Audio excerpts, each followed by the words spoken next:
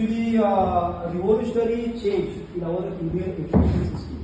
आपल्या education system मध्ये साधारणपणे 34 वर्षानंतर एक अतिशय आमूलाग्र बदल झालेला आहे.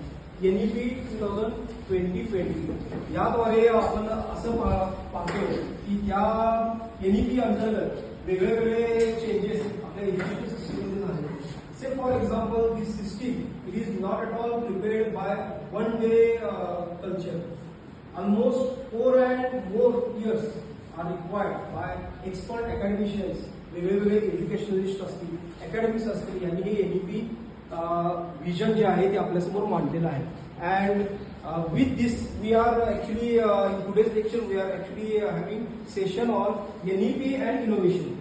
आता NEPचा जो काही अर्थ आहे तो न पाहता just switch word the innovation. What do mean by innovation? Innovation म्हणजे काय तुम्हाला सांगते? What do mean by innovation?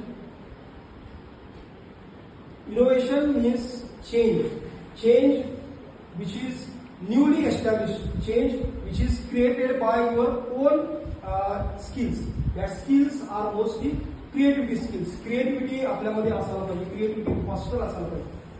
This particular session, innovation with respect to NEP, it is based on one particular parameter. It is called as live but fight. Live but fight means what? We are in a phase such that we can deliver our education by flexibility. आपण जे काही system घेणार, जे काही education घेणार ते flexible असायला पाहिजे, मॉड्युलर असायला पाहिजे. आपल्याला आपल्या पद्धतीनं आपापल्या क्रिडेन्शियल पद्धतीनं ते घेता आलं पाहिजे.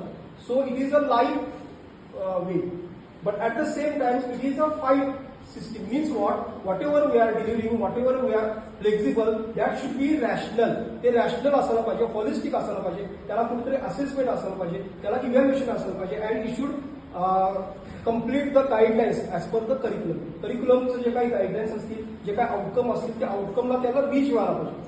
So it's a light and fight framework. And for that we should innovate, we should have integration with multi-skill diversity. आपल्याला multi-skill diversity असणे अपेक्षित आहे.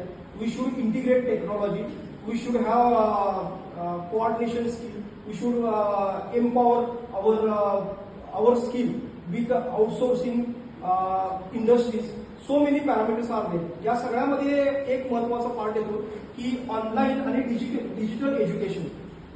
कुठलाही गोष्ट इनोव्हेशन करत असाल तर त्याचे काही स्टेपिंग स्टोन्स असतात. त्या स्टेपिंग स्टोन्स मध्ये